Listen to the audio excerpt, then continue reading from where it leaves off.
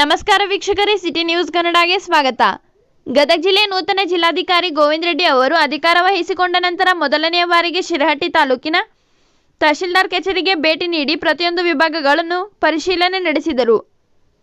ಈ ಸಂದರ್ಭದಲ್ಲಿ record room ವೀಕ್ಷಿಸಿ ಅಧಿಕಾರಿಗಳಿಗೆ ಮಹತ್ವದ ದಾಖಲೆಗಳನ್ನು ಜೋಪಾನದಿಂದ ಕಾಪಾಡಿಕೊಳ್ಳಲು ಸೂಚನೆ ನೀಡಿದರು.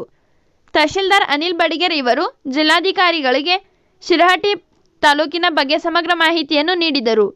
ಈ ವೇಳೆಯಲ್ಲಿ ಏಜೆನ್ಸಿಗಳ ಮೂಲಕ ಇಲಾಖೆಯಲ್ಲಿ ಕೆಲಸ ಮಾಡುತ್ತಿರುವ ಸಿಬ್ಬಂದಿಗಳು ಕಳೆದ 2 ತಿಂಗಳಿಂದ ತಮಗೆ ಸಂಬಳ ಬಂದಿಲ್ಲ ಎಂದು ಜಿಲ್ಲಾಧಿಕಾರಿ ಬಳಿ ತಮ್ಮ ಅಳಲನ್ನು ತೋಡಿಕೊಂಡರು.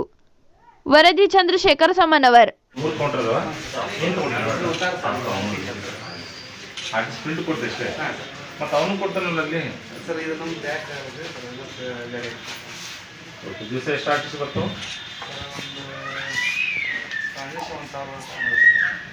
ಒಂದು ಆರ್ಟಿಸ್ಟ್ ಪ್ರಿಂಟೌಟ್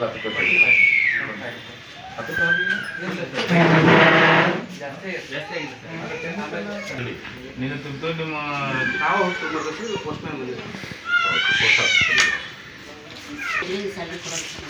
ಓಕೆ ಓಕೆ.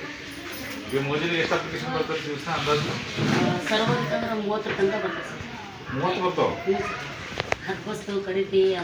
ಈಗ ಆಕಾರ ಬಂದು ಆರ್ಟಿಸ್ಟಿಗೆ ಟ್ಯಾಲಿ ಕಳಿಸ್ತೀರಿ. ಇಲ್ಲ ಆಧಾರ್ ಅಪ್ಡೇಷನ್ ಇದ್ದು ಅಪ್ಡೇಷನ್ ಮಾಡ್ತೀವಿ ಸರ್. ಆಧಾರ್ ನಂಬರ್ ಇದ್ರೆ ಅಷ್ಟೇ ಅಪ್ಡೇಷನ್ ಮಾಡ್ತೀವಿ ಸರ್. ಆಮೇಲೆ ಅವ್ರು NPCI ಆಗ್ಲಿಕ್ಕೆ ಅಂದ್ರೆ ಬ್ಯಾಂಕಿಗೆ ಕಳಿಸ್ತೀವಿ ಸರ್. NPCI ಮಾಡ್ಸಕ್ಕೆ ಎಷ್ಟು ಜನ ಬರ್ತಾರೆ ಅಂದ್ರೆ ನಿಮ್ಮಲ್ಲಿ? ಒಂದು 50 ಮಂದಿ ಬರ್ತಾರೆ ಸರ್. 50 ಮಂದಿ ಬರ್ತಾರ? ಅಂದ್ರೆ NPCI ಇನ್ ಆಕ್ಟಿವ್ ಇರ್ತಾರೆ ಸರ್. ಆಕ್ಟಿವ್ ಮಾಡಕ್ಕೆ ಬಂದು ಕೊಟ್ಟು ಕಳಿಸಿರ್ತೀನಿ ಸರ್. ಬಂದಿರ್ತಾರೆ ಸರ್. ಈ ಮೊದಲೆಲ್ಲ ಇದಿತ್ತು ಸರ್, ಈಗೆಲ್ಲ ಸರಿಯಾಗಿದೆ. ನಿತ್ಯ ಸರ್ಕಾರ ಈಗ ವಿಜಯದಿಂದ ಆರ್ಐಗೆಲ್ಲ ಆನ್ಲೈನಲ್ಲಿ ಮೂವ್ ಆಗ್ತವೆ, ಯೋಜನೆ ಆ್ಯಪ್ನಲ್ಲಿ ಮೂವ್ ಆಗ್ತಾವೆ. ಸೊ ಹಾರ್ಡ್ ಕಾಪಿ ಏನು ಬರಲ್ಲ ನಿಮ್ಮಲ್ಲಿ?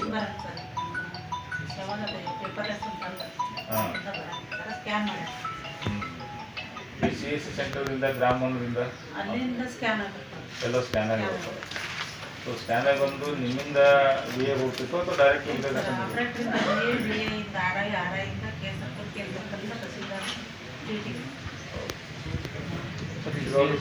CSC ಸೆಂಟ್ರ್ ಗ್ರಾಮವನ್ನಲ್ಲಿ ಏನು ಮಾಡ್ತಾ ಇದ್ದಾರೆ ಸರ್, ಅವ್ರು ಒಂದು ಸ್ವಲ್ಪ ಸ್ಕ್ಯಾನ್ ಮಾಡಿ ಡಾಕ್ಯುಮೆಂಟ್ಸ್ ಅಪ್ಲೋಡ್ ಮಾಡ್ತಾ ಇಲ್ಲ ಸರ್.